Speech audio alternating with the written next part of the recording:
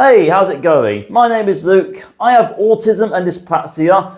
Now, most people can use keys in lots and make them work, but I can't. This is due to a sensory processing issue that my dyspraxia causes.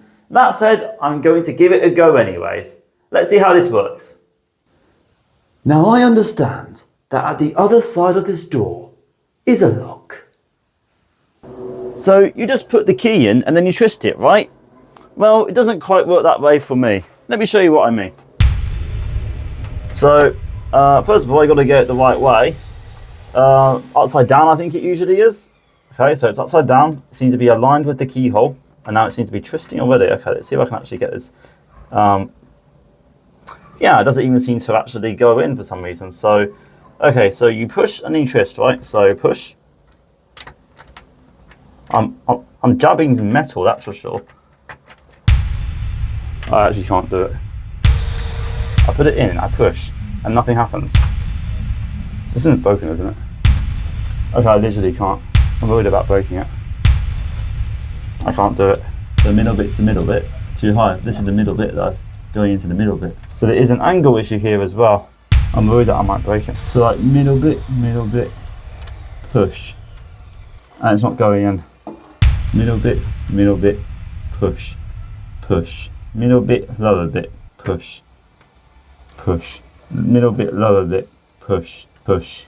It should just slide in gently. Okay, that seemed to work. Twist, push. There we go. Finally, I lost count of how many attempts that took, but I had to jiggle it in the end. Hey, nice. Jiggle, jiggle, jiggle, jiggle, jiggle, jiggle, jiggle, jiggle, jiggle, jiggle, jiggle, jiggle, jiggle, jiggle. Yeah, it's just twisting. Okay. What you saw before it worked is what usually happens when I try to do keys. But I think what must have been happening is that I wasn't pushing it all the way. But when it actually worked, I felt that I actually pushed it down even further, and then it seemed to work. So maybe I just wasn't pushing it all the way in, perhaps. Okay, now let's see if I can actually take this out. You pull, right? Oh dear. Okay. So let's see. So when the keys are in, you pull. I'm pulling. For some reason, it doesn't seem to actually be coming out. Okay, so maybe you need to like have it straighter and then pull. Oh, there we go. It can be straight both when it's locked and unlocked. So I straightened it up and it was still unlocked. And then I tried pulling it out again. That seemed to do the trick.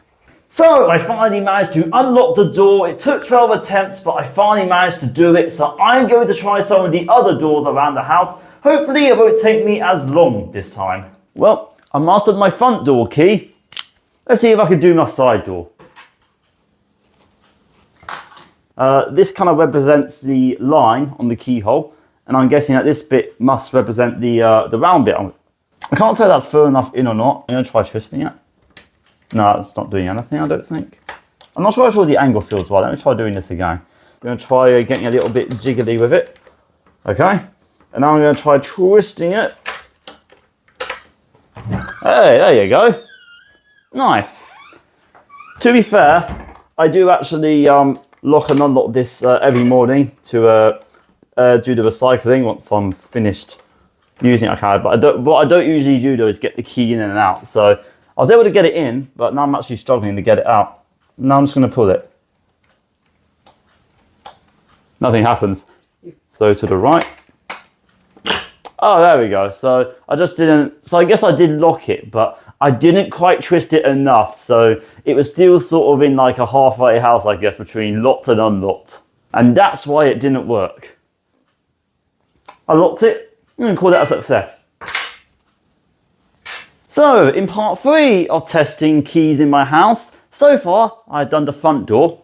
Next, I have done the side door. Front door was difficult, side door not so much. Now let's see how the garden door goes. Okay, there seems to be multiple locks here. We'll see. We have the key and we have this thing up here. Now, if I understand correctly, I think this needs to go up here in order to actually unlock it. Though that saying said, it seems to be pretty rigid. So maybe not quite now then. Maybe I need to do something with the key first. For full testing purposes, the key is no longer in the lock. This works in my favor because I happen to be a left-handed, so I'm going to put the key in. Okay, that was Quite easy in comparison to the other two locks at least. I'm going to try twisting it to the right. Okay. I think I've heard it click. That means it's unlocked at this part, but the door still won't open because it has an extra lock up here. So I think now that I unlocked it with the key, I should be able to move this more freely, I think. Yep, it's moving. It seems to be as far up as it would go though. Did that do it though? Ah, that did it. Nice. Okay, cool. So I was able to unlock it. Let's see if I can lock it and get the key out again. So I'm going to close it. I'm going to twist this downwards until it just won't anymore, I guess.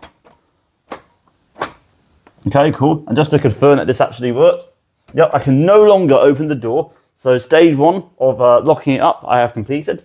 Now I'm just going to try twisting this. Yep, I heard that click. Making sure that it's upside down as well, that it's in a straight position, or upside down, right way around. I actually lose track of whether the key and the key lock is upside down, the right way around, etc. But whatever this is, I'm going to try, it seems to be in a straight position, so I'm going to try pulling it out. This is what always gets me.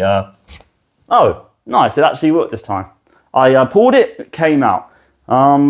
So I had just done lock number 3, and I'm now going to scale each of these locks from the easiest to the most difficult.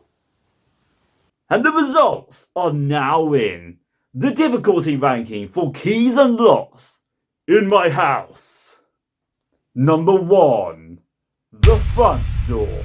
That was the hardest. Number 2, the kitchen door. That wasn't the hardest. Number 3, the garden door. That was the easiest, despite that little fiddly thing on top. So that was me trying to lock and unlock doors around my house using keys. Now let's refer to the trusty Dyspraxia mind map to see how this all connects. You know, there probably are some other things here on the list that could refer to this video, but I think we're going to particularly focus in on movement and senses.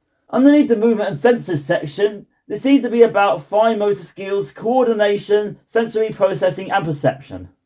In this case, I really struggle with inputs and outputs by the body. It's like I need to do very precise movements with the key in the lock using my finger muscles in effect. That's also helped by my hand muscles as well. And my dyspraxia makes it very hard for me to utilize those properly. It's not that they're not there, but my dyspraxia makes it difficult. Yeah, I really need to work extra harder to do these things because people can do it without giving it much of a thought. But I need to really focus on it so I can actually coordinate things properly, or well enough at least to actually do it.